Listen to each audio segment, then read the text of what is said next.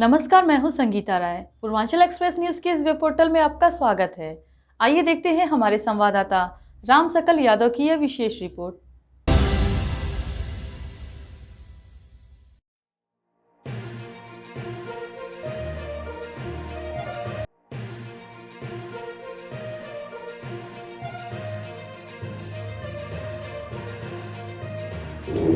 आजमगढ़ अब जनता को जन सेवा केंद्र पर जाने की जरूरत नहीं है। पंचायत भवन बारात घर बनाने जा रहा है। जो गरीब कमजोर लोग मृत्यु प्रमाण पत्र के लिए दौड़ते थे, ऐसे में आधार कार्ड, पेंशन, परिवार रजिस्टर की नकल वहीं मिलेगी। उक्त बातें सुबह सभा प्रमुख व उत्तर प्रदेश राज्य सरकार के केंद्र कैबिनेट मंत्री उत्तर प्रदेश सरकार के कैबिनेट मंत्री ओम प्रकाश राजभर ने शुक्रवार को लालगंज विधानसभा क्षेत्र में ठेकमा स्थित Phula Devi Mangru Singh public inter college में कार्यकर्ताओं की बैठक के दौरान कही। उन्होंने कहा कि कांग्रेस, सपा, बसपा की सरकारों ने सिर्फ देश प्रदेश में राज किया, जनता के लिए कुछ नहीं किया। पूर्व में रही सरकारों ने जब गरीब बीमार होता था तो इलाज के खर्च के लिए उसे खेत तक बेचने को मजबूर होना पड़ता था अथवा कर्ज लेकर अस्पताल का बिल चुकता करना पड़ता था, जबकि आज पीएम मोदी के नेतृत्व में मुफ्त इलाज हो रहा है। आजादी के बाद कांग्रेस ने गरीबी मिटाने का नारा दिया, लेकिन उन्होंने गरीबी का एक रेखा खींच दी और कहा कि आप इस रेखा के नीचे रहकर आवास, शौचालय, पेंशन, राशन की बात करना, लेकिन शिक्षा, नौकरी एवं गरीबी की रेखा से ऊपर आने की बात मत करना। कांग्रेस ने 60 वर्ष तक राज किया और लगभग 20 वर्ष तक बसपा और सपा ने गरीबी मिटाने के नाम पर वोट लिया, लेकिन सत्ता में रहते हुए इन लोगों ने कुछ नहीं किया। इन्होंने केवल अपना भला किया। कैबिनेट मंत्री ने कहा कि आज सभी विपक्षी पार्टी जाति जनगणना की मांग कर रही है, लेकिन अपने कार्यकाल के दौरान किसी ने भी न तो जाति जनगणना कराने की मांग की और न ही जातिगत जनगणना करने की ध्यान दिया। कैबिनेट मंत्री ओम प्रकाश राजभर ने आरोप लगाया कि अखिलेश यादव को सिर्फ यादव बिरादरी की चिंता सता रही है। उन्हें डर है कि यूपी को कोई मोहन यादव न बन जाए। अखिलेश यादव बिरादरी को बढ़ावा दे रहे हैं। उन्होंने आरोप लगाया कि मुसलमान, जाट, राजभर, बिंद, केवट, राजपूत, ब्राह्मण, भूमियार मरता है तो अखिलेश यादव कुछ नहीं बोलते हैं। किसी भी समस्या से, चाहे कहीं हॉस्पिटल में कुछ रहा हो, उसको भर्ती कराने की बात जी, हर इशू पर उसकी मदद करें। विकास कार्यों में जब से आप पंचायती राज कैबिनेट मंत्री हैं, विकास कार्यों के लिए आजमगढ़ के लिए कुछ खास कोई बात? देखिए, आजमगढ़ पहले से ही बदनाम जिला है। समाजवादियों का जिला माना जाता है जी। समाजवादियों ने आजमगढ़ को लूट लिया जी। समाजवादियों ने आजमगढ़ को लूट लिया। एनडीए सरकार ने आजमगढ़ के लोगों को जागरूक करने के लिए महाराजा सुहेलदेव यूनिवर्सिटी दिया जी कि पढ़ोगे लिखोगे तब तुम अपने अधिकार के प्रति जागरूक हो। जी जी बिल्कुल ठीक है, सही है। तो महाराजा सुहेलदेव विश्वविद्यालय जी जी एनडीए सरकार माननीय अमित शाह जी और योगी जी ने आकर के उद्घाटन किया। जी जी आपके इसी आजमगढ़ से जी जी सुहेलदेव एक्सप्रेस दिया जी कि अगर टूर पे जाना हो जी तो आप ट्रेन पकड़ो, हाँ। सुहेलदेव एक्सप्रेस मैं बिल्कुल सही, देश के किसी कोने में जाके घूम करके चले आओ जी। और गरीबों के लिए आप देखिए, अभी 3 दिन पहले जी जी 70 साल के लोगों को 5 लाख रुपया तक का फ्री इलाज, चाहे वो किसी जाति धर्म का। हाँ हाँ अभी 3 दिन पहले प्रधानमंत्री जी ने घोषणा हाँ हाँ किया डाले। पहली बार देश में हुआ था जब एनडीए की सरकार बनी जी 2014 में जी जी तो गरीबों के इलाज के लिए 5 लाख। उसमें कोई जाति नहीं जी, कोई मजहब नहीं नहीं वो किसी जाति धर्म का हो सकता है, जी जी जी उसका लाभ ले सकता है। फ्री राशन दे रही है। 75 जिले में 7 साल के अंदर एक भी दंगे नहीं हुए, कहीं कर्फ्यू नहीं लगा। आपके आजमगढ़ में भी दंगे होते थे, लेकिन 7 साल में एक दंगे नहीं हुए। ये प्रमाण है एनडीए सरकार के सुशासन का। जी। रही बात अभी 1231 करोड़ रुपया मोदी जी ने अम्बेडकर नगर में पूर्वांचल के लोगों के लिए अभी 8 तारीख को घोषणा किया। हर जिले के विकास के लिए रोटी, कपड़ा, मकान, शिक्षा, दवाई लोगों को मिले।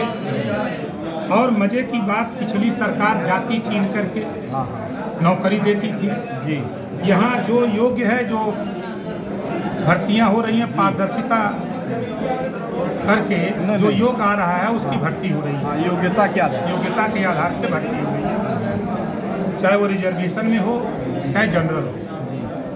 तो सरकार जो काम कर रही है संविधान के दायरे में काम कर रही है।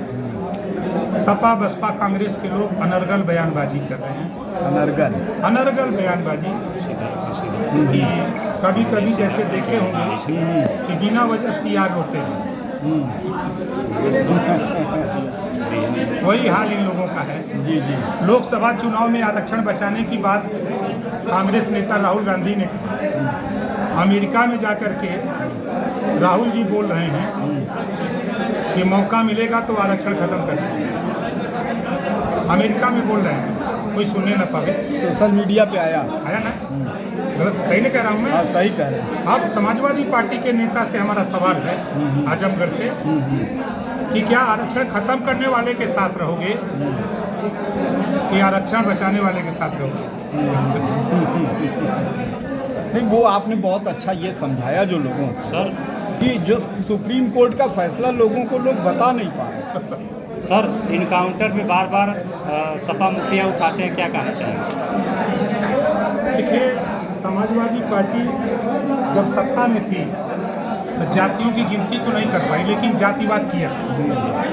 खुलेआम हमारा चैलेंज है, जातिवाद किया। हाँ हाँ और वही काम जी हम 67 जी अपराधी मुस्लिम इनकाउंटर हुए, अब उनकी जबान नहीं खुली। अपराधियों के सरगना उस समय थे जब सरकार थी। अतीक अहमद उन्हीं की पार्टी के सांसद विधायक थे, दूसरे के थे, उन्हीं की पार्टी के थे ना। ऐसे दर्जनों लोग उनकी पार्टी के सांसद और विधायक हुआ करते थे।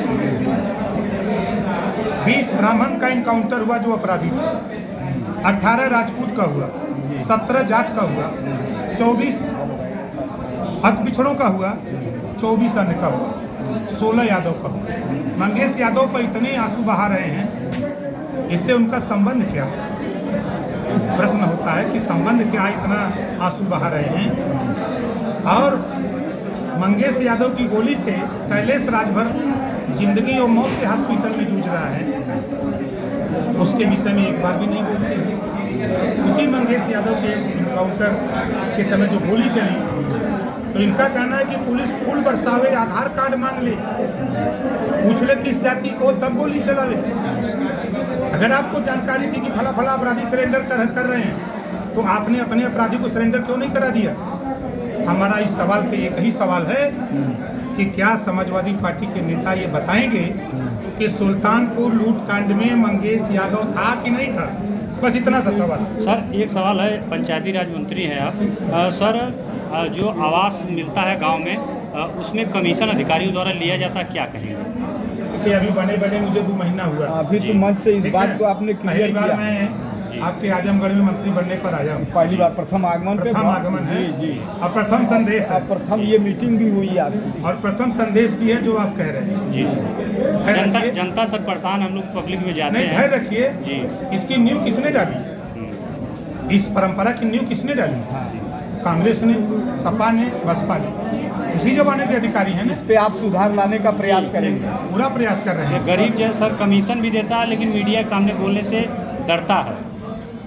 जब सामने बात आ जाती है तो वो नौकरी की छुट्टी भी हो जाती है इस सरकार में। जी बिल्कुल। सर समाजवादी पार्टी लगातार जो है बलात्कार पे भाजपा को, एनडीए गठबंधन को आरोप लगाती है। कलकत्ता में बलात्कार हुआ था बेटी के साथ, क्या कहेंगे, क्यों मौन रहा विपक्ष? अच्छा ये बताइए, अयोध्या में बलात्कार